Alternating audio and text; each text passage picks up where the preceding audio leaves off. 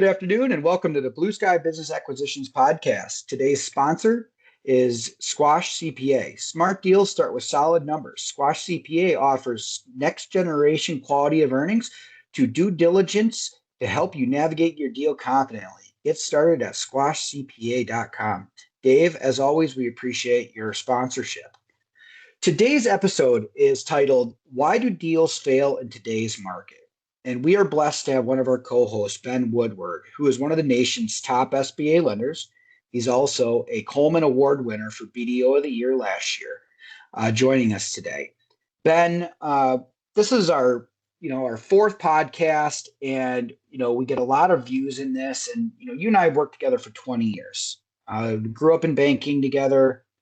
I graduated over to the brokerage side. And, you stayed a banker. You had one of your best years ever last year, doing more than 50 million. Tom and I closed 14 transactions last year.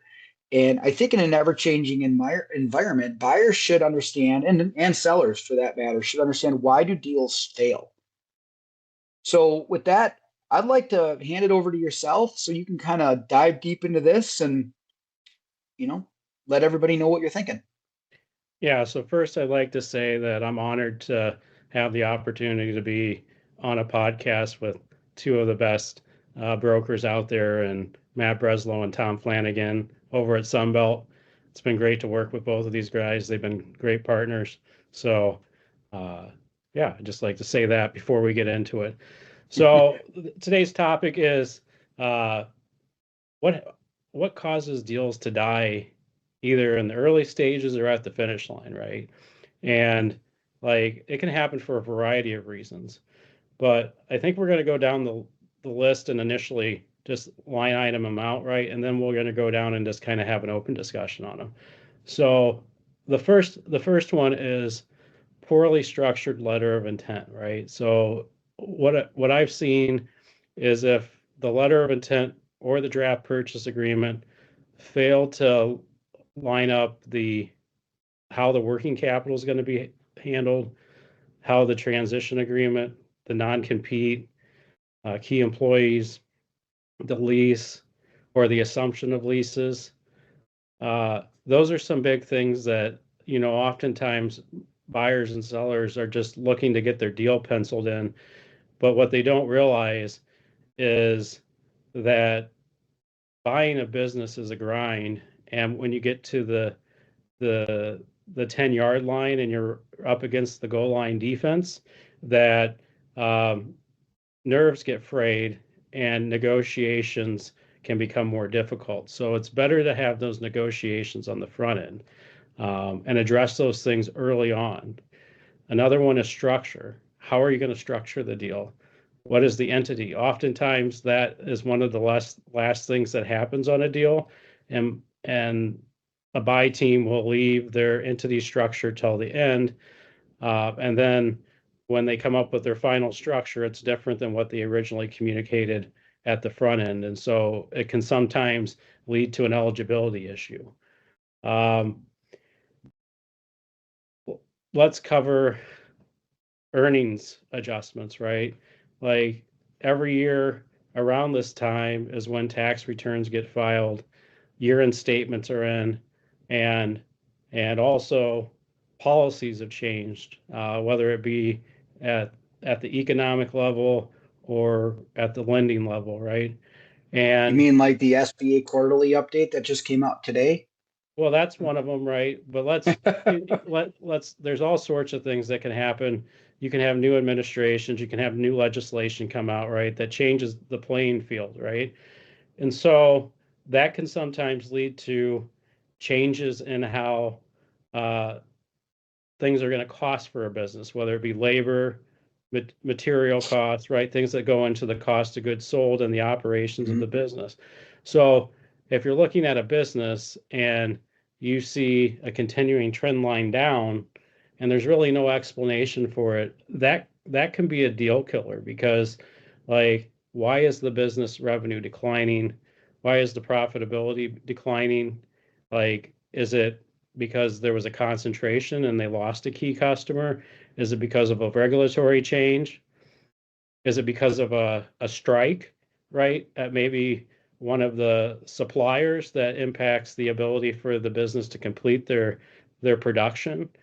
So those are things that can lead to uh, a a deal falling apart at the end, right? You really have, like, I think the key thing in something like this, right, where whether it be on the buyer or on the seller side, it's full transparency, right? Because you need to be able to explain it. And maybe if there is some things that are happening within the business, maybe that's the time to have an honest conversation with guys like Matt or Tom and say, what are some things we can do to maybe not take this business out to market yet? Do we need to bring in a coach or something like that to improve the Hmm. financials of the company before we take it to market? And you guys have a lot of connections, and I have a lot of connections and guys that do that for a living to improve the bottom line of the business before it goes to market to maximize the multiple of the business. So Well, I think, those are some key things I've talked about. I'll turn it over to you guys to add your own opinions or ask questions. yeah, and I think lots of good points there, Ben. There's really two sides of this, right? There's the sell side and the buy side. And last month we talked about buying right and making the smart decision, and really stacking your equity the way it needed to be, and having the right partners in your life. And from a seller's perspective, prepping to sell the company right 2 to 5 years in advance. Tom and I work with a couple of businesses right now that the sellers are 70 years old and they haven't made the appropriate steps to sell the company, and that reflects in the financials. And they're not going to get what they want for it, and they got 35 years running this, and it's something that I think hits home when you fail to plan, right? And Yeah, and I like your analogy, Ben, as far as going down the field and getting to the 10-yard line, right? And trying to score the ball. Like sports has very similarities to this, a lot of them. And having a game plan right before you even get on the field, that's where if you are 2, 3, 5 years away from retirement age, is there a game plan, as far as succession and what does that look like? It doesn't mean that you need to implement it right away, but at least having those discussions, that's where Matt and I can help with that. But also, um, like you mentioned, there's so many different ways a deal can fall apart in the process, and lots of little roadblocks that I think we could, see, and we try to smooth those out and mitigate them, um, going through it, right? But being flexible both on sell side and buy side, and being able to call an audible when you need to, um, and understanding that you're probably going to need to at some point, and not being so rigid as far as the expectations, and have some fluidity, uh, as far as, price or terms, right? To make sure that you can get to, into the end zone at the end of the day. right, and proper planning prevents poor performance, and that's been something that has been said to me my entire life. You got to make the right plans, but then so you're a seller, guys, and you make the right plans, and then you engage, right? And we go live to market. I think one of the things that causes some of those pre-planned deals to fail is communication, right? If you have good things happen or you have bad things happen, but you fail to communicate that with the broker, with the buyer, with counsel, with anybody, and they become surprises at the end of the day, I think those are one of the big things that can derail a transaction, good or bad, right? If something good happens and your price goes way up, or something bad happens and the price goes down, the buyer needs to shift and make an adjustment. Yeah, there was a guy that when Matt and I worked at Associated, and we had some credit training, and they brought this individual in, and he was a longtime credit guy, right? And one of the things that he said, as you look at a deal, is like spread the deal, meaning spread the financials right within the accounting software, and then look at it side by side, right? And then build your question deck on the aberrations within the deal. So the big swings. So if one of them is like, oh man, it went from 2.5 million to 5 million in 1 year, and the sell side packet doesn't have anything into why that occurred, that's a question, right? If cost of goods sold is magically way down, right? What's going on within that? Or what's up with the inventory? The inventory balance keeps growing.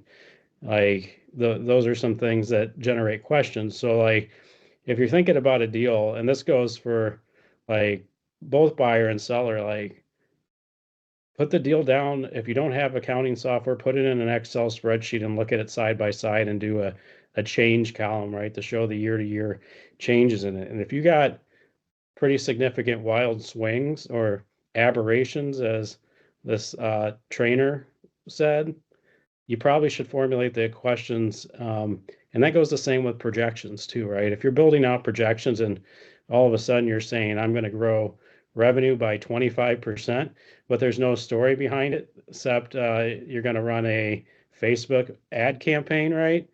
That's probably not going to drive revenue 25%. And you got to be realistic about it, because at the end of the day, if you're a buyer and you're signing up for a deal, right, you're personally guaranteeing it, and no matter what, you have to make the payment.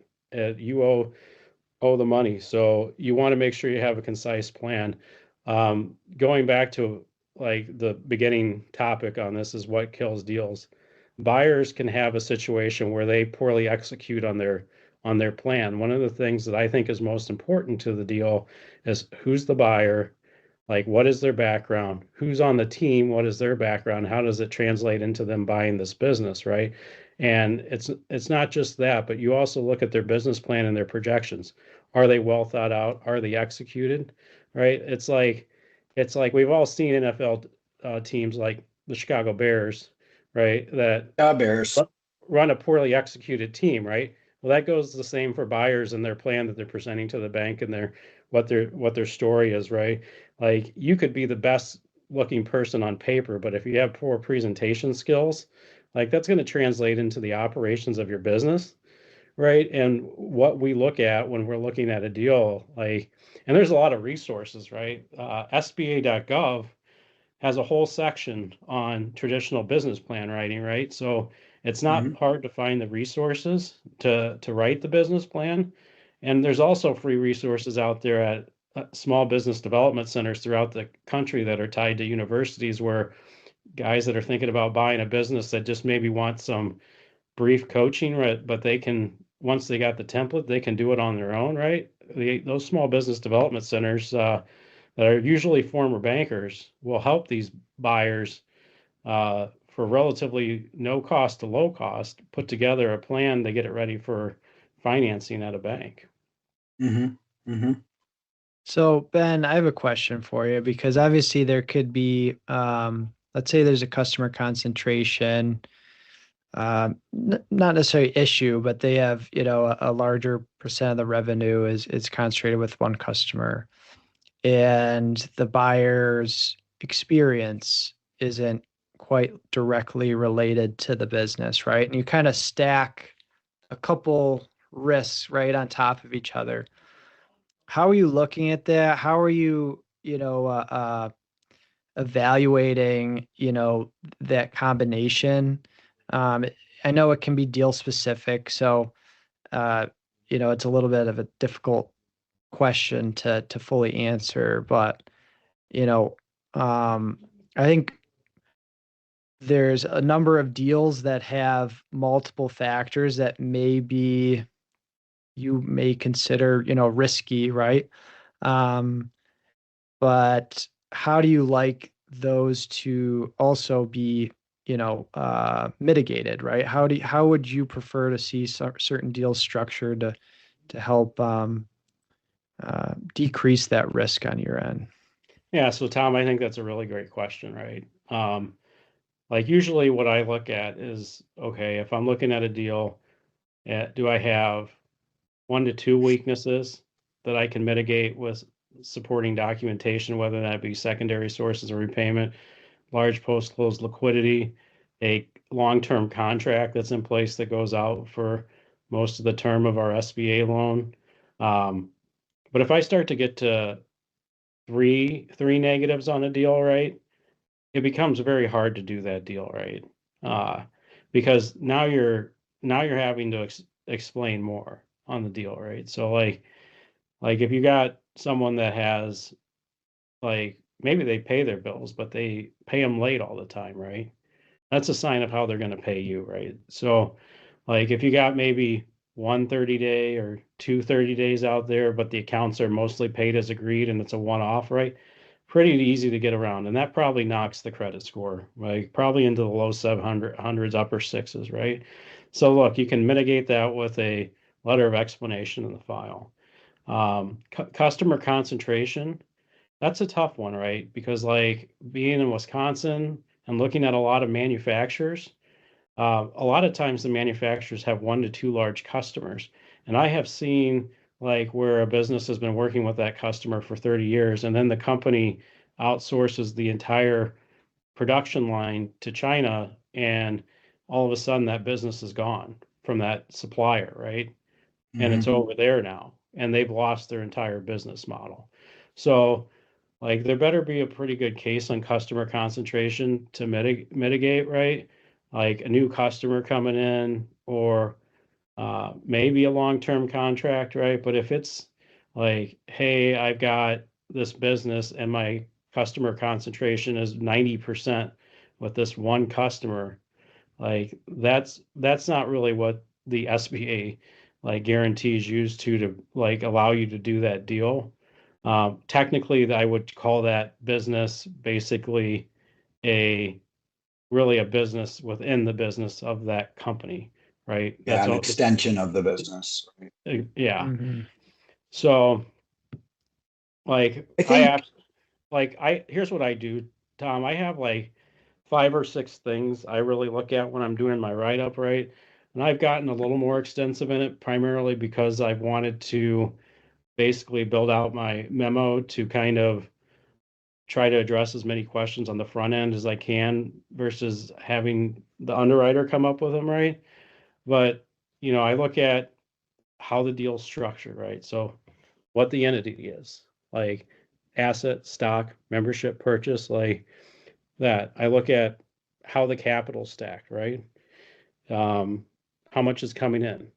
Does what the PFSs of our guarantors, like, do they have a bank statement that matches to the PFS that shows, yes, they have the money to put into the deal, right? I look at resumes to see how does their resume translate into buying this business. I look at their tax return too to see, okay, number one, do they have a history of earning the income that they say they do? Do we have a secondary repayment, right, from maybe someone else that could guarantee the deal?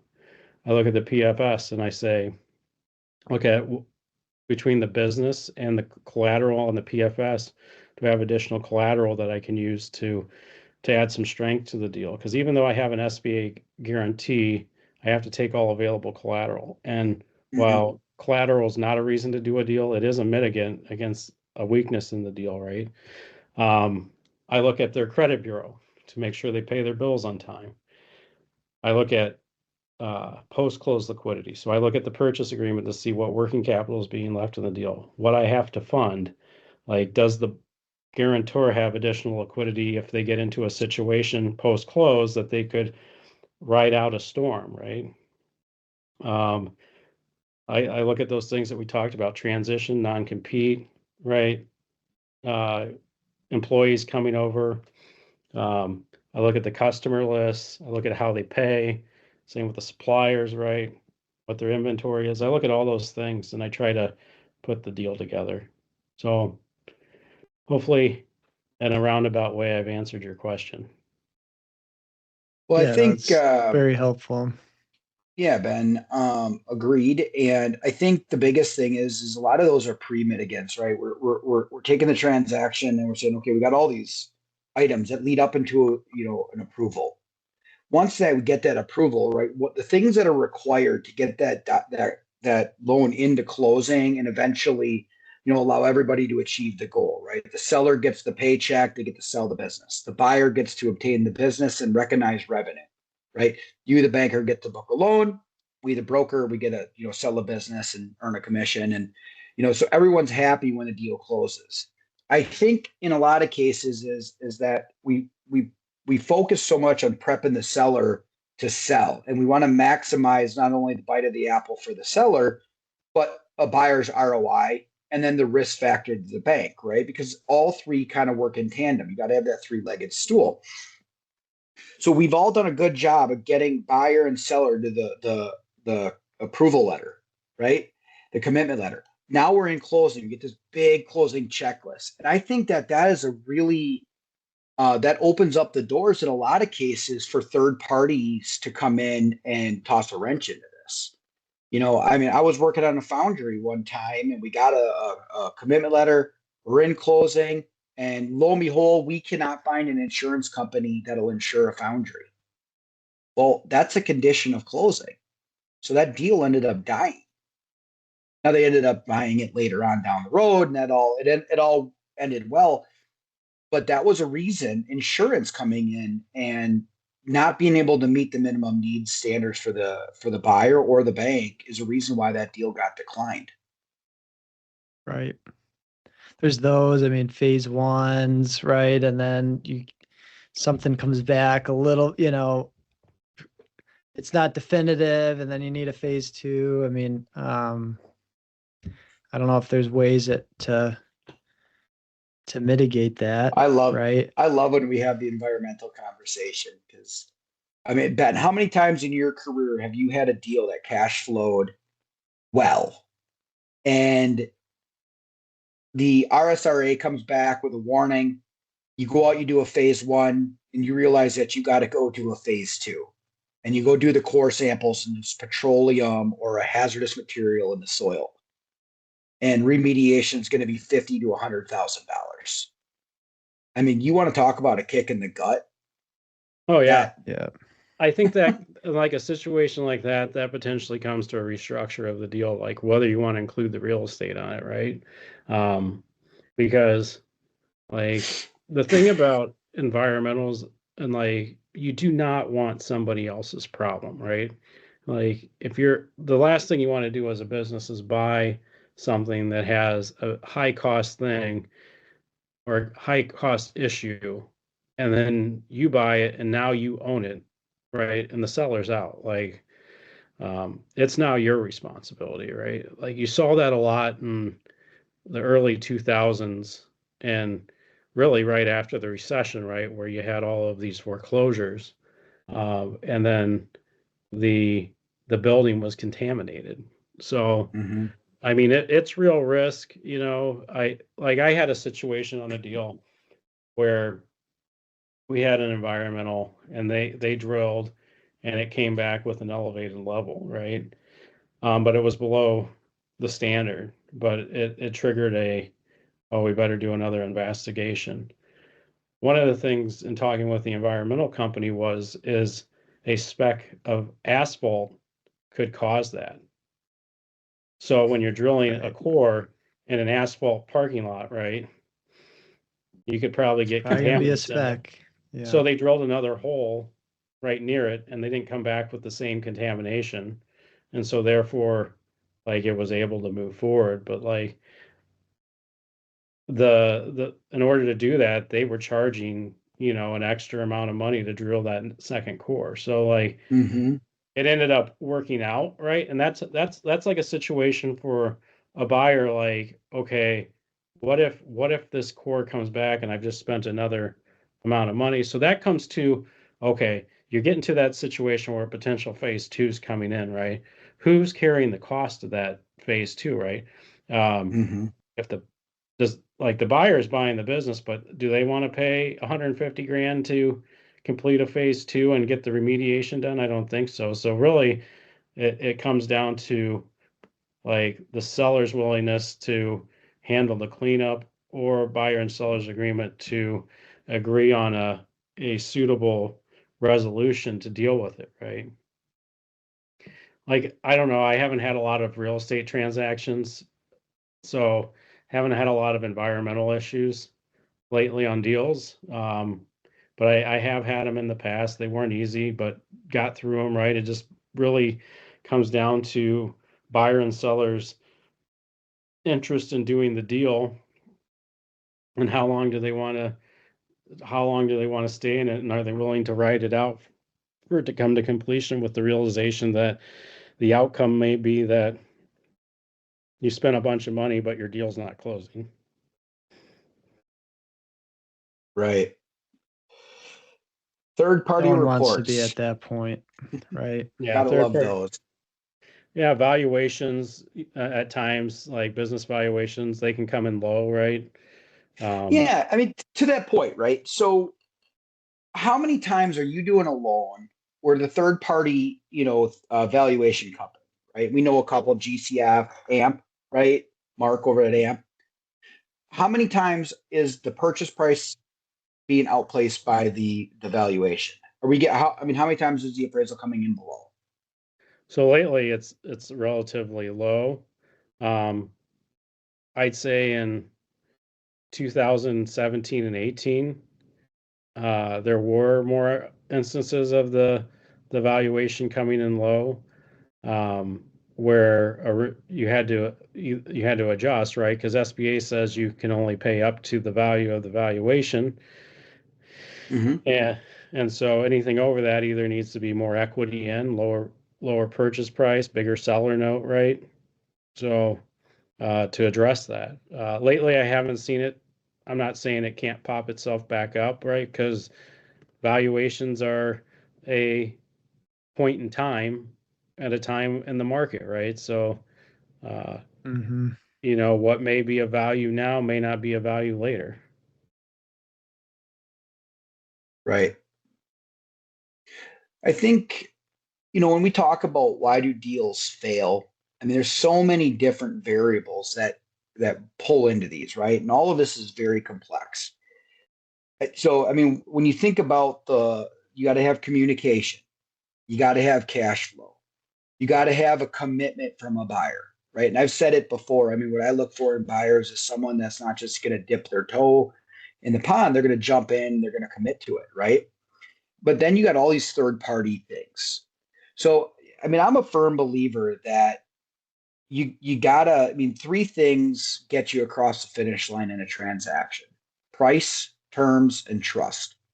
And I think when you have a really good buyer that's got a good relationship with a seller, and the time has been built to foster that relationship during the underwriting process, during loan approval, during diligence, and you're having good quality relationship building conversations, I think it minimizes these nasties that can come in later because you have an agreeable force. But I think Yeah. it's when you don't have upfront communication, you're not fostering that. If you get to the commitment letter and a buyer still has questions on the business, like that's I think a miss. And I think that, like, that's a miss on the broker's side of it, right? Because that means the broker didn't do a good enough job of bringing buyer and seller together after binding acceptance to build and cultivate an initial relationship. So I think Well, that is a key component to these. Yeah, I mean, you need all parties to be able to be flexible and open to changes. I mean, it's sort of like dating, and then you move in with the girl, and then, you have your first fight, and it's like, I'm not marrying her, like this a marriage at the end of the day, when you're closing on a deal, um and if you can't work through, a small speed bump at the end of the day and have the end goal in mind as far as whether you're the buyer or the seller, right? And be able to be, flexible and adjust expectations based off of what's happening, because things are changing damn near daily, so, and that comes, it falls onto us, Matt, too, as far as setting that and explaining it. Um, and then providing Ben the best, package we can. I guess, Ben, what are some of those things that brokers can do to make sure that you're confident, right? Moving forward with a deal. Yeah, so I think one of the things that you guys just hit on the head, right, is having calm heads, right? Calm heads prevail, right? So having an engaged buyer, seller, selling team, buying team, right? That aren't going to put conflict into the deal, right? And add drama, right? One of the things that can derail a deal is someone being an antagonist in the relationship, right? We at the bank aren't trying to like stop your deal. We're trying to communicate out like things that need to take place and structural changes that may need to happen in order for it to work, right? And it's not to make the buyer's life difficult, right? Or because we don't like the deal, it's because we have to do it, right? So it's taking it in stride. Patience is a key virtue, right? And not going to a scorched earth strategy, because as soon as you scorch the earth, there's no returning back from scorched earth, right? So, like basically, Right. if you're scorching the earth, you're deciding that you're ending the relationship. So, like those are things to keep in mind. You can always have fair, honest, transparent conversations, but it's hard to unwind significant damage done in a deal because someone's like being a jerk. No, honestly, Ben, lots of great points. I mean, we covered everything from clear, concise communication to presenting a strong, healthy LOI, focus on working capital. We talked about buyer misalignment and experience and performance, right? Um, I think the one thing we missed is culture. I think in a lot of cases, when you've got a seller that's cultivated a really good culture within a company, to have a buyer come in, they got to match that same energy, right? Otherwise, bad things happen. And then economic conditions, and I mean, that's a good way to be, because as a buyer, you're buying this company not for the short term, you're going to buy it for the long term. So you're going to buy it through the highs and the lows. And I think having a plan in place to navigate that is important. So, yeah, Ben, I'll leave you with some final thoughts. Well, look, at the end of the day, when you all put the deal together and you make it across the goal line, we all get the John Madden turkey leg, right? Absolutely. Making me hungry. Yeah, I think on sell side, right, we didn't really quite touch more on that, but I think from our side, I don't think, Ben, you even get to this point, right? Because a lot of times we may have a business out to market and we don't even receive an LOI, or maybe we do, but it just doesn't match the seller's expectations, right? And I think that's on us, Matt, as far as defining those expectations um, and providing that communication so they understand. But if you're a seller and you receive a couple LOIs and they're all below the value you feel that your business is worth, but you're really trying to sell, right? You got to look kind of at a broader perspective and where's the market? Interest rates are a bit higher. Revenues decreased year over year for the last 3 years, maybe even EBITDA, right? And and having the right expectations and the right mindset going into selling is huge. So we can touch on that on another podcast maybe, but But this is super informative, great content. Next month, we're going into buy side again, and buy side. what to do once you close, and that'll be exciting. May bring on another special guest. We'll see. Keep you on your toes. But if you're listening to this too and have any questions or want us to identify any specific topics, happy to do that. Wonderful. Well, Ben, Tom, thanks guys for the time today. To the listeners out there, we're on Spotify and YouTube. Hit us a like, follow, and a subscribe. And as always, we'll see you next time.